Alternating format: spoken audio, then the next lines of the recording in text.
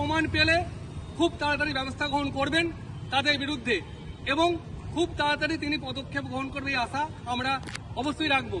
এবং আজকে বিভিন্ন প্রান্ত থেকে যে সমস্ত গৃহশিক্ষক এসেছে, আমাদের একটাই দাবি, এর বিরুদ্ধে ব্যবস্থা গ্রহণ না করা হলে আমরা বৃহত্তর আন্দোলন করব, দরকার হলে আমরা বিভিন্নভাবে অবস্থান বিক্ষোভ লাগাতারভাবে করব।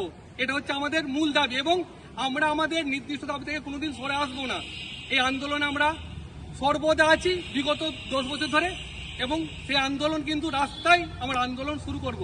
চুচুড়া রাজপথ থেকে আজকে নতুন করে আমাদের আন্দোলন শুরু হলো, পরবর্তীকালে এই আন্দোলন কিন্তু গোটা হুগলি জেলায় ছড়িয়ে পড়বে এবং এরপর আমরা বৃহত্তরভাবে ADI office, SI office, school, বিভিন্ন স্কুল ডেপুটেশন দিয়ে শুরু করব এবং যে সমস্ত স্কুল শিক্ষক টিউশন করছে তাদেরকে আমরা একটা কথা বলবো, আপনারা টিউশন এখনো ছেড়ে দিন, নাহলে আমাদের গৃহশিক্ষক কল্যাণ সমিতি আমাদের সঙ্গে ছেড়ে কথা বলবে না।